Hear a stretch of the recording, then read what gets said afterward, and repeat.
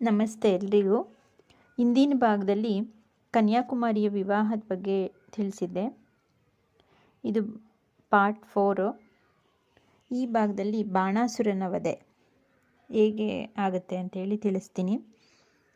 ಕಶ್ಯಪ ಪ್ರಜಾಪತಿಯ ಮಗನಾದ ಬಾಣಾಸುರನು 3 ಲೋಕಗಳನ್ನು ಗೆದ್ದು ತನ್ನ ಇಚ್ಛೆಯಂತೆ ರಾಜ್ಯಭಾರ ಮಾಡುತ್ತಿರುತ್ತಾನೆ. ಬಾಣಾಸುರನ ದೂತರಾದ ದುರ್ಮುಖ ಮತ್ತು ಮೂಕರೆಂಬ ದೂತರು ಬಾಣಾಸುರನ ಬಳಿ ಬಂದು ದಕ್ಷಿಣ ಭೂಭಾಗದಲ್ಲಿ ತಪೋನಿರತೆಯಾದ ಪರಾಶಕ್ತಿ ಕನ್ಯಾಕುಮಾರಿಯ ಸೌಂದರ್ಯವನ್ನು ಕುರಿತು ತನ್ನ ರಾಜನಾದ ಬಾಣಾಸುರನಿಗೆ ವರ್ಣಿಸುತ್ತಾರೆ. ಇದನ್ನು ಕೇಳಿದ ಬಾಣಾಸುರನು ಆ ಸೌಂದರ್ಯವನ್ನು ತಾನು ವಶಪಡಿಸಿಕೊಳ್ಳಬೇಕೆಂದು ಬಯಸಿ ಪರಾಶಕ್ತಿಯ ಬಳಿಗೆ ಬರುತ್ತಾನೆ.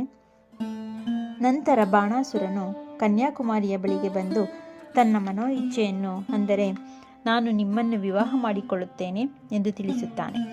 ಆಗ ಪರಾಶಕ್ತಿಯು, ನೀನು ನನ್ನನ್ನು ವಿವಾಹ ಮಾಡಿಕೊಳ್ಳಬೇಕೆಂದರೆ ಮೊದಲು ನನ್ನೊಂದಿಗೆ ಯುದ್ಧ ಮಾಡಿ ನನ್ನನ್ನು ಸೋಲಿಸಬೇಕು, ಆಗಲೇ ನಿನ್ನನ್ನು ಮದುವೆಯಾಗುತ್ತೇನೆ ಎಂದು ತಿಳಿಸುತ್ತಾಳೆ.